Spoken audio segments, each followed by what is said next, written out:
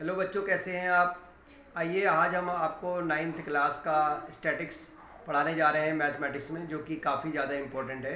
तो यहाँ पर हमारे स्टूडेंट्स भी आ चुके हैं, तो मैं सबसे पहले उनसे मिलाना चाहूँगा। नेम बता दो बेटा अपने अपने। योगेश। योगेश आ गए हैं यहाँ पर, यश कुमार। और यश कुमार आ चुके हैं। तो चलिए हम लोग नाइन्थ के कुछ जो काफ़ी इम्पोर्टेंट चैप्टर है स्टैटिक्स, उसमें हम लोग काफ़ी इंपॉर्टेंट पॉइंट्स को समझने वाले हैं। तो मेरे पीछे आप ग्रीन बोर्ड देख रहे हैं, तो चलिए ग्रीन बोर्ड पे हम चलते हैं, और मैं थोड़ा सा कैमरा यहाँ पर पास कर लेता हूँ।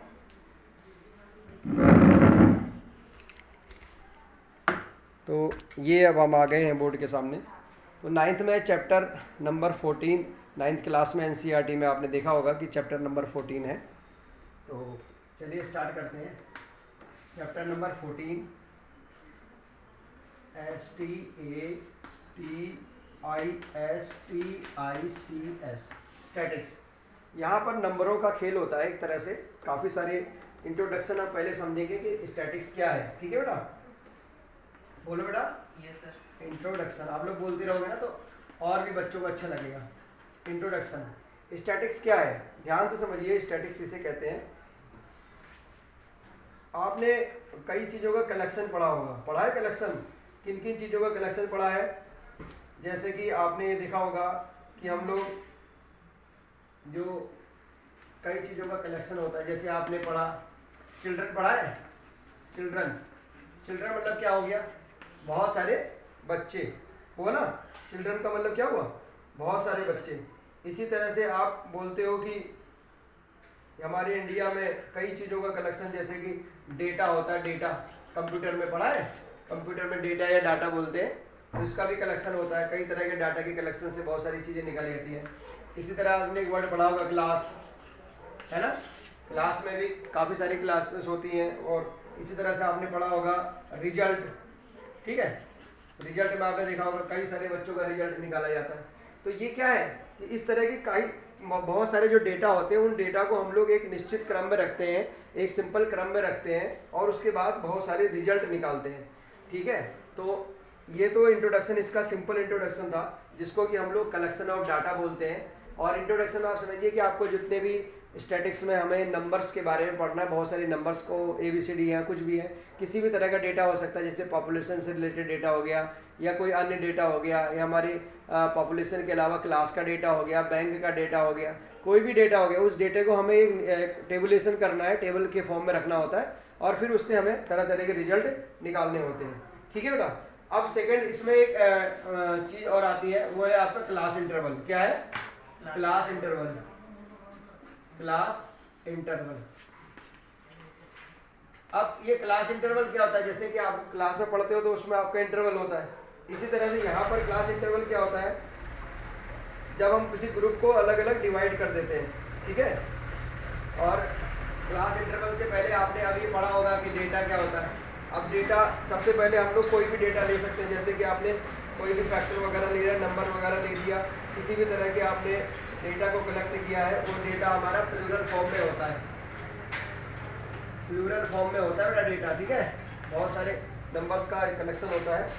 इसी में एक हमारे पास प्राइमरी डेटा आता है। क्या आता है? Primary data. अभी हम ये क्लास इंटरवल पे आ रहे हैं, इससे पहले आप ये समझिए प्राइमरी डेटा क्या होता है। कोई भी डेटा हम जब स्टार्ट करते हैं, कलेक्ट करते हैं, तो इन्वेस्टिगेटर क्या करता है कि उसको जो है, जब डेटा हमारा रॉ डेटा होता है, इसी रॉ डेटा को हम लोग बोलते हैं प्राइमरी डेटा। फिर उसके बाद आता है हमारा सेकेंडरी डेटा। क्या आता है? Secondary data. सेकेंडरी डेटा हमारा होता है। सेकेंडरी डेटा का मतलब यहाँ पर क्या होता है?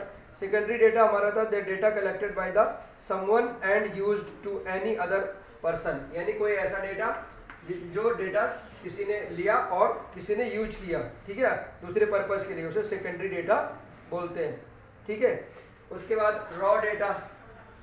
रॉ डेटा जो है आगे पीछे होता है। जैसे कि 1 के बाद 3 लिख दिया, 3 के बाद 2 लिख दिया, 4 लिख दिया, इस तरह का डेटा हमारे पास आता है। तो ये हमारा होता है एक तरह से रॉ डेटा। उसके बाद आता है बेटा हमारा ग्रुप डेटा, जो कि हमारे लिए यहाँ पर काफी इंपॉर्टेंट है। ग्रुप डेटा किसे बोलते हैं? देखो,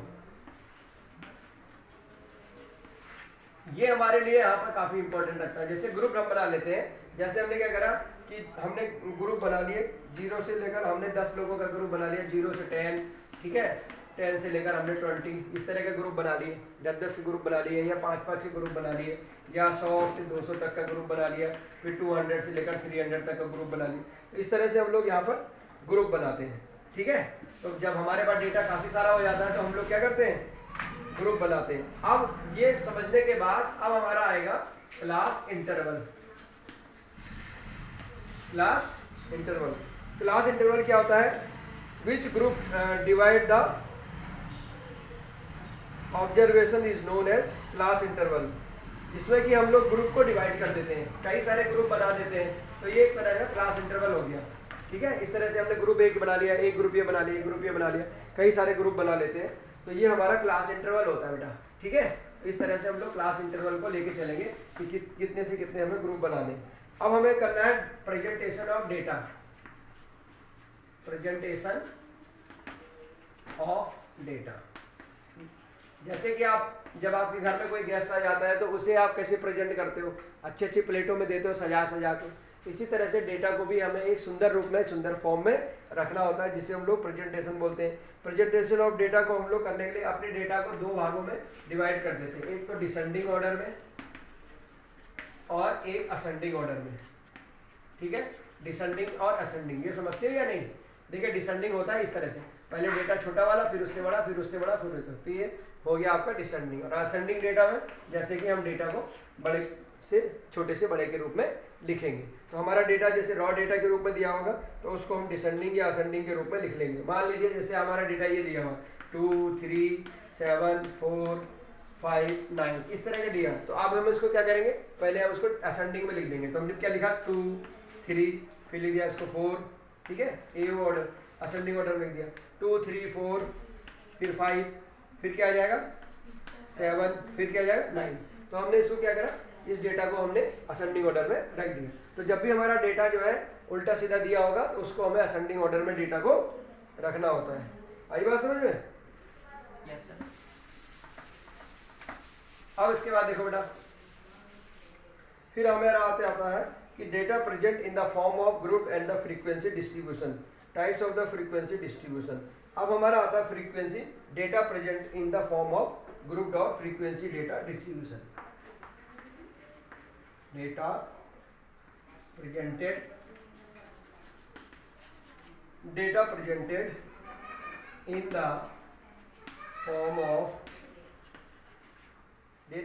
in the form of grouped frequency distribution। ये क्या होता है, data presented in the form of grouped frequency distribution. देखो हमारे पास कई बार ऐसा जब डेटा आ जाता है, when the data has a large number, data में जब बहुत सारी नंबर आ जाती हैं, जैसे कि हमारी नंबर आ गई x1 x2 x3 x4 ऐसे करके हमारी अगर बहुत सारी नंबर आ गई, तो उनको हम लोग क्या करते हैं कि ऐसे जो है नंबरों को हम लोग क्या करते हैं कि इनको हम लोग अनग्रुप्ड होती है, तो हम लोग क्या करते हैं इनको ग्रुप बना लेते हैं। इनका हमने ग्रुप बना लिया, ठीक है। तो ग्रुप बनाने के बाद ग्रुप बना लिया हमने, तो हमने मान लो ग्रुप बना लिया 20 से 30, 30 से 40, 40 से 50, 50 से 60 ऐसे करके ग्रुप बना लिए। तो हमारा डेटा को हम लोग जो है एक सिंपल वे में प्रेजेंट कर सकते हैं, उसी को ही हम लोग बोलते हैं फ्रीक्वेंसी डिस्ट्रीब्यूशन टेबल। अब फ्रीक्वेंसी डिस्ट्रीब्यूशन टेबल जो होती है वो कैसी होती है, उसको हम लोग कैसे टेबल को किस तरह से बनाते हैं वो हमने यहाँ पर देखना। तो फ्रीक्वेंसी डिस्ट्रीब्यूशन टेबल के लिए पहले हमें एक एग्जाम्पल लेना होगा। सपोज दैट कि हम बता रहे हैं आपको frequency distribution table, frequency distribution table ये कैसे बनाई जाती है। देखो इसके लिए सबसे पहले हमारे पास डेटा होना चाहिए। तो हमारे पास डेटा है, मान लो हमारे पास डेटा है 1 2 3 4 5 6 7 8 9 10, ठीक है, 11 12 13 14 15 16 17 18 19 20 21 22 23 24 25 ये हमारे पास डेटा है। अब इस डेटा को हमें टेबल बनानी है, ठीक है। तो टेबल बनाने के लिए हमें क्या चाहिए, सबसे पहले हमें इसके लिए हमें एक चार्ट बनाना होगा, ऐसे ऐसे ऐसे, ठीक है, ऐसे बनाइए। फिर उसके बाद हम इस तरह से लाइन खींचेंगे, खींच दिया। अब सबसे पहले यहाँ पर हमने उसका क्लास इंटरवल बना लेना है। क्या बना लेना है? Class interval, CLA class interval, ठीक है। उसके बाद यहाँ पर टैली मार्क्स, टैली मार्क्स, ठीक है। और उसके बाद उसकी फ्रीक्वेंसी, ये हेडिंग होती है।